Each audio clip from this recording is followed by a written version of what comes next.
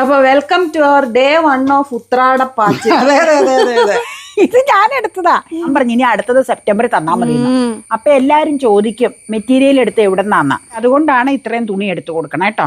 നല്ലൊരു സാറ്റിസ്ഫൈഡ് അത് ഇട്ട് കഴിഞ്ഞാൽ നിഴലടിക്കാതെ നല്ല വൃത്തിയായിട്ടിരിക്കും. ചോറിന്റെ കൂടിയാ കഴിക്കണേന്ന് ചില വീടുകളിൽ അങ്ങനെയുണ്ട് അല്ലേ. ഈ മാറ്റി വെച്ചേക്കണം ഒന്ന് പിടിച്ചാരേ, അല്ലെങ്കിൽ ഇനി ഇല്ലാന്ന് പറയും. നമ്മുടെ ഉത്രാടപ്പാച്ചിൽ അടുത്ത ഐറ്റം ഗോതമ്പ് പായസം ഉണ്ടാക്കിയപ്പോ ചിലര് ചോദിച്ചു ഇതെന്നാ കടുക് താളിച്ചേക്കണതാണോ. അപ്പ നിങ്ങളെ ഇവള് 2 മെറ്റീരിയൽ എടുത്തോണ്ട് വന്നത് കാണിച്ചായിരുന്നല്ലോ. അതെ അതെ അതെ നൈറ്റിയുടെ. അപ്പൊ അതിൽ 2 തയ്ക്കാൻ കൊടുത്തു വെച്ച് ഞാൻ തയ്ക്കുന്ന പുള്ളിക്കാരത്തേക്ക് പോണം സമയമായോണ്ട് തിരക്കാം. അപ്പൊ എന്നോട് ചോദിച്ചു ചേച്ചി ഒരെണ്ണം തയ്ച്ചാൽ മതിയോ, ഒരാഴ്ച അങ്ങനെ കഴിഞ്ഞ്. ഞാൻ പറഞ്ഞു ഇനി അടുത്തത് സെപ്റ്റംബറിൽ തന്നാ മതി, ധൃതിയൊന്നുമില്ല. അപ്പൊ ബ്ലൂ തയ്ച്ചു തരാൻ പറഞ്ഞു. അപ്പൊ ഇത് ബ്ലൂ ആകാശ നീല. ഇത് ഞാൻ എടുത്തതാ. ഇത് പക്ഷെ സ്ഥിരം അങ്ങനെ ഇടാൻ പറ്റില്ല, വൈറ്റ് കൂടുതലുള്ളത് കൊണ്ട്. ഇത് ഞാൻ കഴിയും മടക്കി വെക്കുവാന്ന് ഞാൻ പറഞ്ഞില്ലേ. നെറ്റിക്ക് ഇട്ട് കഴിഞ്ഞാൽ പെട്ടെന്ന് ചമ്പാവും. ഇത് പക്ഷെ നെറ്റിക്കിട്ട് അത്രയും കുഴപ്പമില്ല, വൈറ്റ് കുറവാ, ബ്ലൂ ഷെയ്ഡാ കൂടുതല്. അപ്പൊ നമ്മള് പറഞ്ഞ പോലെ തന്നെ ബ്ലൂ പൈപ്പിംഗ് വെച്ചു. നീ വൈറ്റ് എന്നല്ലേ പറഞ്ഞ, ഞാൻ അന്നേരം പറഞ്ഞില്ലേ മല്ലിക ബ്ലൂവോ വെക്കോളും. ഞാൻ മല്ലികയുടെ ഇന്ന പൈപ്പിംഗ് എന്ന് പറയൂല. ഞാൻ പൈപ്പിംഗ് വെക്കേണ്ട സമയത്ത് പൈപ്പിംഗ് എന്ന് പറഞ്ഞേക്കും ഉചിതമായിട്ട്. വിടുത്ത ലേസ് വെക്കേണ്ടപ്പോൾ ഞാൻ പറയും ഇടയ്ക്ക് ലേസും വെച്ചോളാൻ പറയും. അപ്പൊ ലേസ് അധികം വെക്കാറില്ല, എനിക്ക് പൈപ്പിംഗ് ഇഷ്ടം. എന്നാന്ന് വെച്ചാൽ എടുത്തു നിൽക്കും. ഇങ്ങനെ ലേസ് വെക്കുമ്പോൾ ഡാർക്കിലാണെങ്കിൽ ലേസ് വെച്ചാൽ എടുത്തു നിൽക്കും. എനിക്ക് വലിയ തയ്യലിന്റെ ഐഡിയ ഒന്നും ഇല്ലെങ്കിൽ എനിക്ക് ഉദ്ദേശം അറിയാം. അപ്പൊ പിന്നെ പുള്ളിക്കാരി നല്ല ഭംഗിയായിട്ട് അത് ചെയ്തോളും, വിടുത്ത. അപ്പൊ എല്ലാരും ചോദിക്കും മെറ്റീരിയൽ എടുത്ത് എവിടെന്നാന്ന്. ഈ നൈറ്റിയുടെ മെറ്റീരിയൽ സ്ഥിരമായിട്ട് എടുക്കണത് മുളന്തുരുത്തി EV ജോസഫേട്ടന്റെ കടയുണ്ട് ഒന്ന്, അവിടെ നിന്നും എടുക്കും.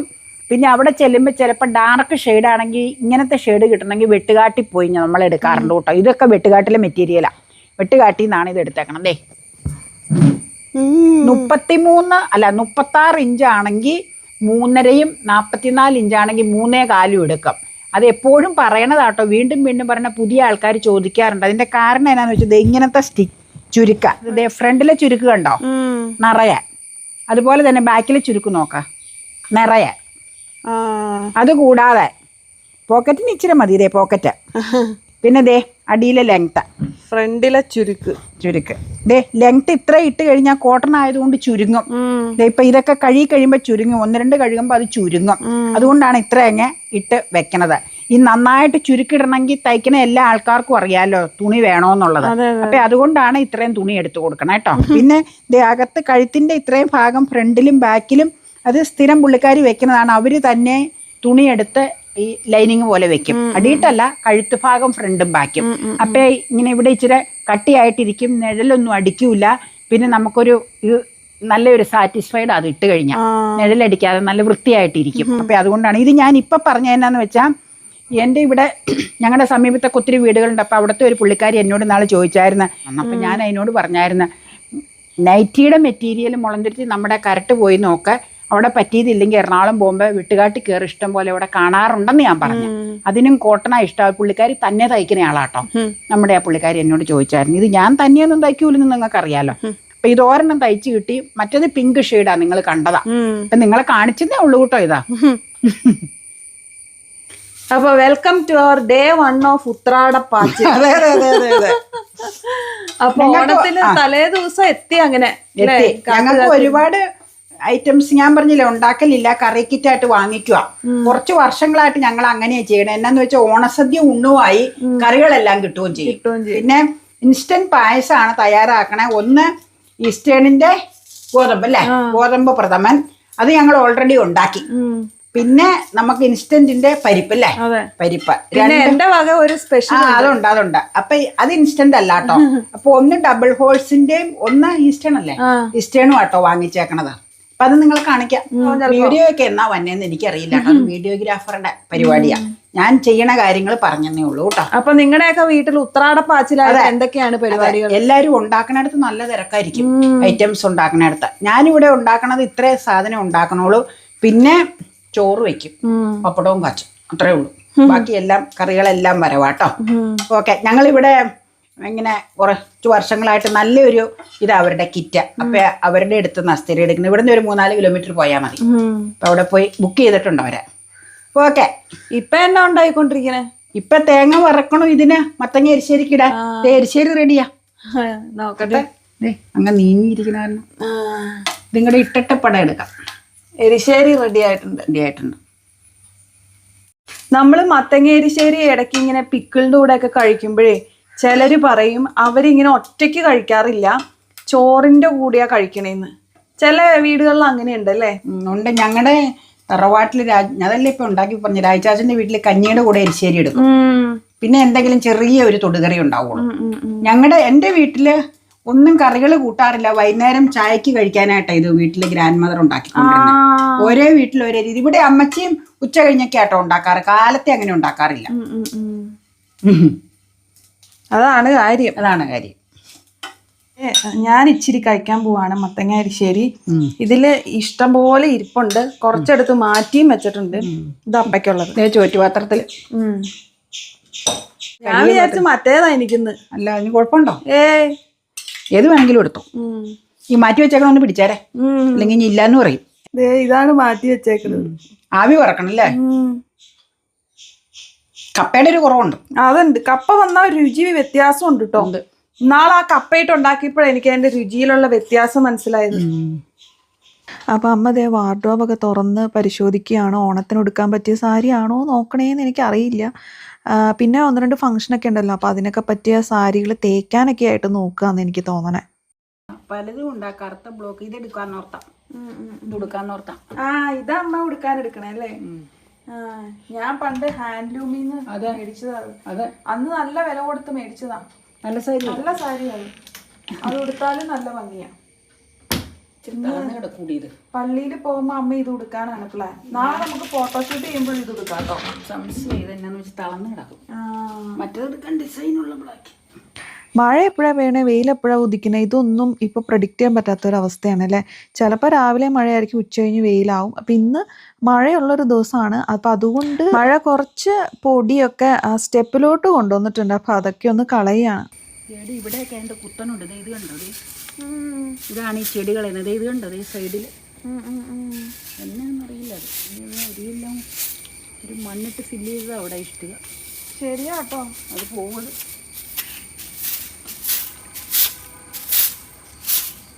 ആ വടാമുലയിലെ വെള്ളം തിന്നോണ്ട് പോയി. ഇല്ല, തിന്നുമല്ല, ചുമ്മാ കട്ട് ചെയ്തിടുക. ഇതിലുണ്ട് നമ്മുടെ ഉത്രാട പാച്ചിലിൽ അടുത്ത ഐറ്റം പരിപ്പ് പായസം. ഇതെന്താ ഇത്ര കുറവെന്ന് നിങ്ങൾ ചിന്തിക്കണ്ടാവും. ഇത് നമ്മള് ഇൻസ്റ്റന്റ് ആയിട്ട് വാങ്ങി ഉണ്ടാക്കിയതാണ്. ഒരു പാക്കറ്റ് ആണ് ഉണ്ടാക്കിയിരിക്കുന്നത് കേട്ടോ. ഒരു പാക്കറ്റ് ഇൻസ്റ്റന്റ് ആണ്, പരീക്ഷണാർത്ഥം മേടിച്ചത്. അതാണ് ഉണ്ടാക്കിയേക്കണം കേട്ടോ. അപ്പൊ എന്തോരം ഉണ്ടെന്ന് നമുക്കറിയില്ല. അപ്പൊ അത് കാരണം ഒരു പാക്കറ്റേ മേടിച്ചിട്ടുള്ളൂ. പിന്നെ നമ്മൾ ഓൾറെഡി ഗോതമ്പ് പായസം ഉണ്ടാക്കിയിട്ടുണ്ടല്ലോ. പിന്നെ ഇതൊരു പരീക്ഷണമല്ലേ, ടേസ്റ്റ് ഒക്കെ എങ്ങനെയാണെന്ന് അറിഞ്ഞാലല്ലേ നമുക്ക് കൂടുതൽ വാങ്ങാൻ പറ്റും. തീർച്ചയായിട്ടും. അപ്പൊ ആദ്യം ഒന്ന് ഉണ്ടാക്കിയിട്ട് എങ്ങനെയുണ്ടെന്ന് അറിഞ്ഞതിന് ശേഷം അടുത്തത് മതിയല്ലോ എന്ന് വിചാരിച്ചിട്ടാണ് ഒരു പാക്കറ്റ് മേടിച്ച് ടെസ്റ്റ് ചെയ്ത് നോക്കിയത്. ടെസ്റ്റ് ചെയ്തിട്ട് ടേസ്റ്റ് ഒക്കെ ഞങ്ങൾക്ക് ഇഷ്ടപ്പെട്ടു കേട്ടോ. കുറിയിട്ടുമുണ്ട്. പിന്നെ നമുക്ക് വഴറ്റി ചേർക്കാം അല്ലേ? എല്ലാം ലാസ്റ്റ് എള്ളിട്ടാൽ മതി. എന്നാന്ന് വെച്ചാൽ എള്ള് നൈസല്ലേ. പായസത്തില് ഗോതമ്പ് പായസം ഉണ്ടാക്കിയപ്പോ ചിലര് ചോദിച്ചു ഇതെന്നാ കടുക് താളിച്ചേക്കണതാണോന്ന്. കടുകല്ല, ഞങ്ങള് ശർക്കര പായസത്തില് എള്ളിടാറുണ്ട്. അത് ഇവിടത്തെ ഒരു ശീല. അതെ, അല്ല പലരും ചെയ്യാറുണ്ട്. ചില സ്ഥലങ്ങളിലേക്ക് ചിലപ്പോ ഇല്ലായിരിക്കുവേ. അതായിരിക്കും അങ്ങനെ ചോദിച്ചത് കേട്ടോ. അപ്പൊ ഇത് 2 തരം മുന്തിരിങ്ങയുണ്ട്. ഉണക്കമുന്തിരിങ്ങ 2 തരം ഉണ്ട്, കാഷ്യൂ ഉണ്ട്, എള്ളുണ്ട് കേട്ടോ. അപ്പൊ ദേ വെറുത്ത് വന്നു. ഇനി നമുക്ക് ഓഫ് ചെയ്താലോ? ഓഗസ്റ്റ് 27-ാം തീയതി മുളന്തുരുത്തിയിൽ വെച്ച് നടക്കുന്ന മലങ്കര സുറിയാനി ക്രിസ്ത്യൻ അസോസിയേഷന് മുന്നോടിയായി പള്ളിയിൽ വെച്ച് വിവിധ പ്രോഗ്രാമുകൾ നടത്തപ്പെടുകയുണ്ടായി. അതിൽ ഓഗസ്റ്റ് 25-ാം തീയതി പള്ളിയിൽ വെച്ച് ഒരു പതാക ഘോഷയാത്ര സംഘടിപ്പിച്ചിട്ടുണ്ടായിരുന്നു. അതിൽ അറ്റൻഡ് ചെയ്യാനായിട്ട് ഞാനും അപ്പയും പിന്നെ വല്യപ്പയും അമ്മയൊക്കെ വന്നേക്കുവാണ്. അമ്മ പോകുന്നില്ല കേട്ടോ. അപ്പം ആദ്യം വല്യപ്പയും അപ്പയും അമ്മയും കൂടിയാണ് പോകുന്നത്. അപ്പം ഞാൻ പറഞ്ഞു ഞാൻ കുറച്ച് കഴിഞ്ഞിട്ട് വന്നേക്കാമെന്ന് പറഞ്ഞു. കാരണം എനിക്ക് കുറച്ച് വർക്കും കാര്യങ്ങളൊക്കെ ഉണ്ടായിരുന്നേ. അപ്പോൾ അത് കഴിഞ്ഞിട്ട് പോരാന്ന് കരുതിയിരിക്കുകയായിരുന്നു. അപ്പോൾ ഞങ്ങൾ അതിന് ശേഷം പള്ളിയിൽ വെച്ച് ഒന്നിച്ച് കഴിഞ്ഞപ്പോൾ അപ്പേനോട് ചോദിക്കുകയായിരുന്നു നീ എങ്ങനെയാണ് പോകുന്നതെന്ന്. കാരണം അന്ന് ടൗണിൽ നല്ല തിരക്കായതുകൊണ്ട് വണ്ടി പാർക്ക് ചെയ്യാനൊന്നും നമുക്ക് സ്പേസ് ഉണ്ടാവില്ല. പിന്നെ നടന്നിങ്ങനെ പോകുന്നു, ഒരു എക്സസൈസും ആയിക്കോട്ടെ എന്ന് കരുതിയാണ്. അപ്പോൾ സൺഡേ സ്കൂളിൻ്റെ ആഭിമുഖ്യത്തിൽ പള്ളിയുടെ മുന്നിൽ വെച്ച് നടന്ന ഒരു തിരുവാതിരയാണ് കേട്ടോ. വളരെ നന്നായിട്ട് അവർ പെർഫോം ചെയ്യുകയുണ്ടായി.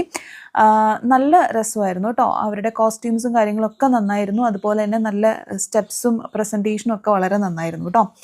അപ്പോൾ അസോസിയേഷൻ്റെ വരവറിയിച്ചുകൊണ്ടുള്ള പതാക ഘോഷയാത്ര കൊരട്ടി അരമനയിൽ നിന്ന് തുടക്കം കുറിച്ച് അവരെ മുളന്തുരുത്തിയിൽ വെച്ച് സ്വീകരണം ചെയ്യുന്ന ഒരു ചടങ്ങാണ് ഞങ്ങൾ സാക്ഷ്യം വഹിക്കാൻ പോകുന്നത് കേട്ടോ. അപ്പോൾ അതേ നമ്മുടെ ഏറ്റവും വേണ്ടപ്പെട്ട എല്ലാവരും തന്നെ വന്നിട്ടുണ്ടായിരുന്നു. കാരണം ഇങ്ങനൊരു ഫംഗ്ഷൻ അവിടെ അരങ്ങേറുവാണല്ലോ. അപ്പോൾ അതേ ഇത് ഘോഷയാത്രയുടെ സ്റ്റാർട്ടിംഗ് ആണ് കേട്ടോ. അപ്പോൾ ഞങ്ങൾ ഘോഷയാത്രയിലേക്ക് പോയി. ഞാനൊരു മുത്തുക്കുടയൊക്കെ പിടിച്ചിട്ടുണ്ടായിരുന്നു. പിന്നെ ഇടവകാംഗങ്ങൾ, ആത്മീയ സംഘാടക പ്രവർത്തകർ, ദേശവാസികൾ എന്നിവരുൾപ്പെടെ അവിസ്മരണീയമായ ഒരു മുഹൂർത്തമായിരുന്നു കേട്ടോ ഈ ഘോഷയാത്ര. സ്വീകരണത്തിനായി നിൽക്കുന്നവർക്ക് സ്ത്രീകൾക്കും പുരുഷന്മാർക്കും പ്രത്യേകം തനതായ രീതിയിലുള്ള ഡ്രസ് കോഡൊക്കെ ഉണ്ടായിരുന്നു കേട്ടോ. 150 സ്ത്രീകൾ ചട്ടയും മുണ്ടും ഒക്കെ എടുത്ത്, അതുപോലെ 150 പുരുഷന്മാർക്ക് അതനുസരിച്ചുള്ള ഡ്രസ് കോഡുകൾ, പിന്നെ കുട്ടികൾക്കും ഒക്കെ ഉണ്ടായിരുന്നു കേട്ടോ.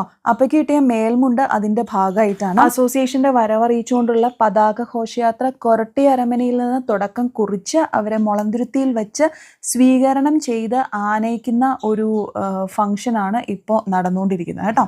അപ്പോൾ അതിനും നമ്മളെല്ലാവരും ഇടവകാംഗങ്ങളും എല്ലാവരും തന്നെ ദേശവാസികളും എല്ലാവരും അണിനിരന്നിട്ടുണ്ടായിരുന്നു. അപ്പോൾ ഞാനും ഇടയ്ക്ക് നിൽക്കുകയാണ്. ഞാൻ മുത്തുക്കട പിടിച്ചിട്ടുണ്ടായിരുന്നു. മഴ ഒട്ടും തന്നെ നമ്മളെ അലട്ടിയില്ല എന്നുള്ളത് വളരെ ഭാഗ്യമുള്ള ഒരു കാര്യമായിട്ട് തോന്നി. ഓരോന്നും ക്രമം അനുസരിച്ചിട്ടാണ് ആ ഘോഷയാത്ര നമ്മളിവിടെ അറേഞ്ച് ചെയ്തിട്ടുണ്ടായിരുന്നത് കേട്ടോ. കാരണം അതിന് എല്ലാത്തിനും വ്യക്തമായ പ്ലാനിങ്ങും ഒക്കെ ഉണ്ടായിരുന്നത് കൊണ്ട് തന്നെ വിചാരിച്ചതുപോലെ എല്ലാം നടന്നു എന്നുള്ളതും വലിയ ഒരു ഭാഗ്യമുള്ളൊരു കാര്യമാണ്. അസോസിയേഷൻ്റെ ഭാഗമായിട്ട് കൗതുകം നിറഞ്ഞ മറ്റൊരു പ്രോഗ്രാമും സംഘടിപ്പിച്ചിട്ടുണ്ടായിരുന്നു കേട്ടോ. അത് കഴിഞ്ഞുപോയി.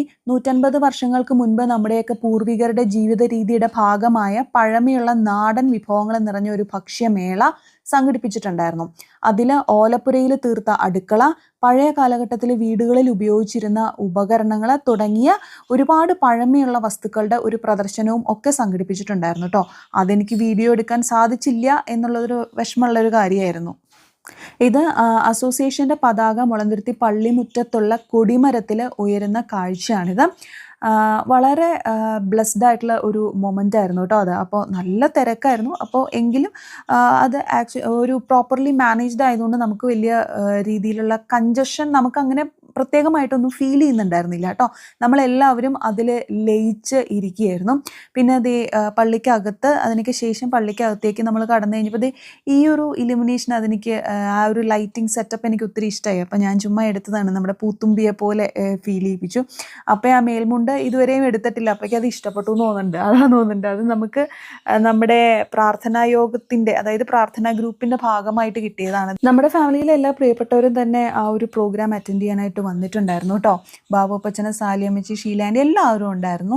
പിന്നെ അസോസിയേഷന് വേദിയാകുന്ന വെട്ടിക്കൽ ദേറായിലേക്ക് പരിമല തിരുമേനിയുടെ ഒരു ഛായാചിത്രം കൊണ്ടുപോകുന്നതാണ് നിങ്ങളിപ്പോൾ കണ്ടത്. അപ്പോൾ ഇന്നത്തെ ഈ പരിപാടികൾ അവിടെ കഴിഞ്ഞു. ഇത് ഓഗസ്റ്റ് 25-ാം തീയതി ഉത്രാടനാളിലെ കാര്യങ്ങളാണ് കേട്ടോ ഇപ്പോൾ നിങ്ങൾ കണ്ടത്. അപ്പോൾ അതിന് ശേഷം നമുക്ക് പോകാമെന്ന് അപ്പോൾ പറയുമായിരുന്നു. അപ്പോൾ ഞങ്ങളെല്ലാവരും ഇനി തിരിച്ചു പോവുക. അപ്പോൾ ഉത്രാടനാളല്ലേ, ഇതെല്ലാം കഴിഞ്ഞു വന്നിട്ട് പൂക്കൾ കുറച്ച് അരിഞ്ഞു വെക്കാമെന്ന് വിചാരിച്ചു. ഞങ്ങളുടെ ഇവിടെ അസോസിയേഷൻ ഒരു പൂക്കളം കോമ്പറ്റീഷനൊക്കെ ഉണ്ട് കേട്ടോ. അതിനുവേണ്ടി മാത്രമല്ല, ഞാൻ തിരുവോണനാളിലൊക്കെ എല്ലാ വർഷവും പൂക്കളം ഇടാറുണ്ട്, നമുക്ക് ആ ഒരു ഓണം ഫീല് കിട്ടാൻ വേണ്ടിയിട്ട്. അപ്പോൾ അതൊക്കെ പ്രമാണിച്ചിട്ട് ഞാൻ കുറച്ച് പൂക്കൾ മേടിച്ചുകൊണ്ട് വന്നിട്ടുണ്ട്. 100 രൂപയ്ക്കുള്ള പൂക്കളാണ് മേടിച്ചുകൊണ്ട് വന്നത് കേട്ടോ. 100 രൂപയ്ക്കുള്ള പൂക്കളം എന്ന് പറഞ്ഞു കഴിഞ്ഞാൽ അത് അത്യാവശ്യം വലുത് തന്നെയായിരിക്കും. കാണുമ്പോൾ കുറച്ച് പൂക്കളേ ഉള്ളൂ എന്നൊക്കെ തോന്നും, പക്ഷെ അത്യാവശ്യം വലിയ പൂക്കളം തന്നെ നമുക്ക് തീർക്കാനായിട്ട് പറ്റും. പിന്നെ ഞാൻ തന്നെയല്ലേ പൂക്കളിടുന്നത്, അപ്പോൾ എനിക്ക് ഒരുപാട് പൂക്കളായി കഴിഞ്ഞാൽ അത് മാനേജ് ചെയ്യാൻ ബുദ്ധിമുട്ടാണ്. അപ്പോൾ ഞാൻ വരയ്ക്കാണ്ടൊക്കെയാണ് ഇത്തവണ ഇടാനായിട്ട് പ്ലാൻ ചെയ്തിരിക്കുന്നത്. എല്ലാ വർഷവും അങ്ങനെ തന്നെയാണ് ചെയ്യുന്നത്. അപ്പോൾ പൂക്കളൊക്കെ ഇനി ഓരോന്ന് പിച്ചി വെക്കണം. സമയം ഓൾറെഡി ഒരുപാട് ലേറ്റ് നൈറ്റ് ആയി, പക്ഷേ അത് നോക്കിയിട്ട് കാര്യമില്ല. നമ്മൾ ചെയ്യേണ്ട കാര്യങ്ങൾ ചെയ്യാതെ ഇരുന്ന് കഴിഞ്ഞാൽ പിന്നെ പിറ്റേ ദിവസം ആകുമ്പോഴേക്കും അത് ഓവർലോഡ് ആവില്ല. അതുകൊണ്ട് ഞാൻ രണ്ടും കൽപ്പിച്ച് എല്ലാം ഇരുന്ന് ഇങ്ങനെ പിച്ചിയൊക്കെ വെച്ചു കേട്ടോ. അപ്പോൾ ഇനി ചിലപ്പോൾ ഞാൻ ഇട്ട് തുടങ്ങാനായിട്ടുള്ളൊരു പ്ലാനും ഉണ്ട്, പക്ഷെ ഒരുപാട് സമയം വൈകിയത് കാരണം ചിലപ്പോൾ അത് നാളത്തേക്ക് ഷിഫ്റ്റ് ആകാനും പ്ലാൻ ഉണ്ട്. ഒന്നും തീരുമാനമൊന്നും ആയിട്ടില്ല കേട്ടോ. എന്തായാലും നമുക്ക് ഉത്രാടം ദിന വിശേഷങ്ങളൊക്കെ നമ്മുടെ ഇവിടെ അവസാനിക്കുകയാണ്. ഇനി ഒരുപാട് വിശേഷങ്ങളായിട്ട് നമുക്ക് തിരുവോണ നാളിൽ കാണാം. അപ്പോൾ എല്ലാവർക്കും ഒരിക്കൽ കൂടി നന്മയും സ്നേഹവും സന്തോഷവും സമാധാനവും ഒക്കെ നിറഞ്ഞ നല്ലൊരു തിരുവോണ നാള് ഉണ്ടാകട്ടെ എന്ന് പ്രാർത്ഥിക്കുന്നു. വീഡിയോ കാണുമ്പോൾ ചിലപ്പോൾ തിരുവോണം കഴിഞ്ഞിട്ടുണ്ടാവും, എങ്കിലും വരും ദിവസങ്ങൾ എല്ലാവർക്കും നല്ലതായി തീരട്ടെ, സമാധാനമുണ്ടാവട്ടെ എന്ന് പ്രത്യേകം ആശംസിക്കുന്നു കേട്ടോ.